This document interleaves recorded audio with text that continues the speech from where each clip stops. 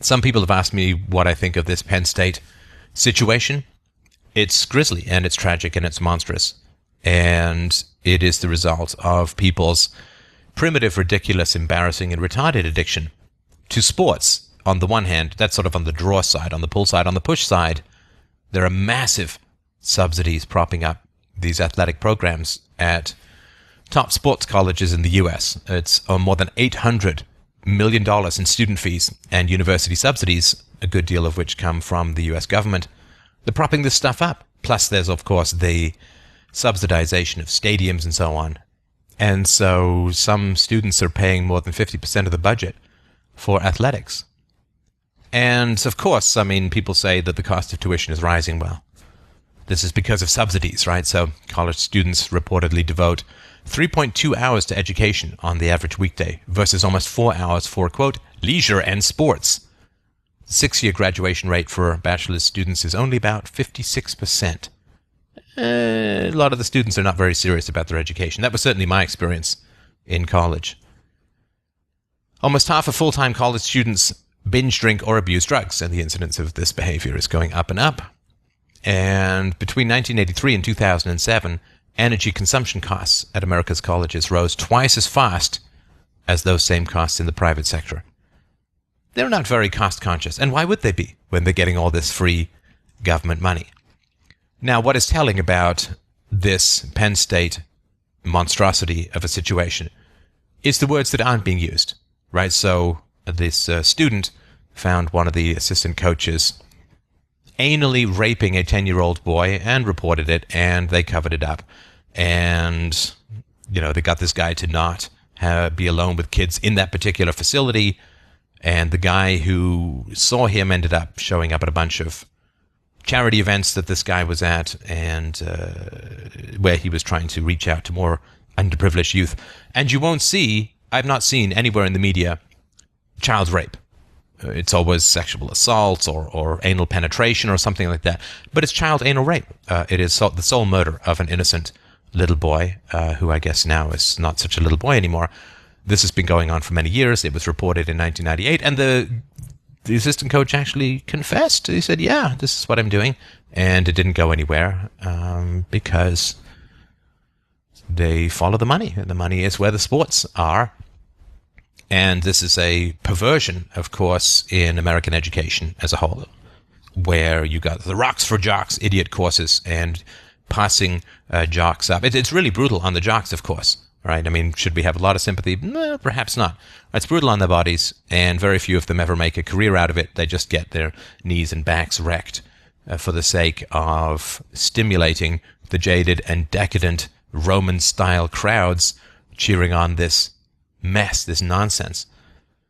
I mean, everybody understands. I mean, come on, everybody understands that sports is ridiculous. I mean, it's fun to play. I love sports. I play lots of different sports and really, really enjoy it. Sports, great exercise, great competition, great fun.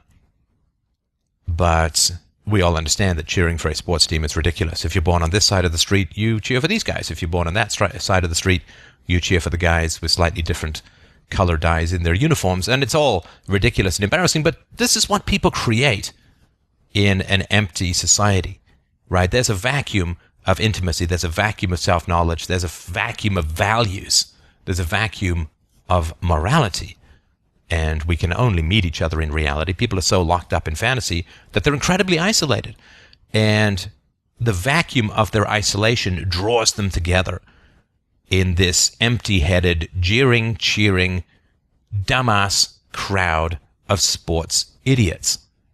It's a symptom of loneliness. It's a symptom of isolation. It's a symptom of having nothing to talk about of any substance or meaning. And in that vacuum, a crowd is created in a vacuum. When two people are actually connected and happy and love each other, they do not feel the need to lose themselves, or rather to echo their emptiness in the squalling idiocy of a crowd. So the crowds are created by a vacuum of intimacy. The vacuum of intimacy, or non-intimacy, of the modern world is created by fantasy and delusion and ridiculousness and immorality. And so people can't connect. They're too full of delusions, and so because they can't connect, you end up talking about nothing. Because people, through their lack of values, become trivial, they end up having nothing to talk about except trivia.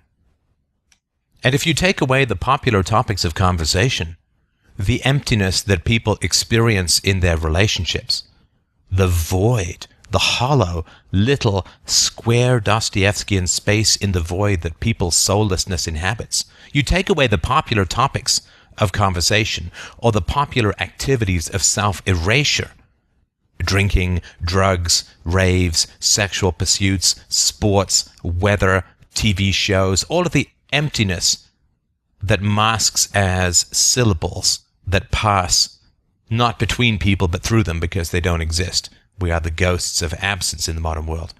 You take away these topics of conversation, and people panic. They freak out. They face that existential emptiness, which means grow or admit your expiration date was many years ago.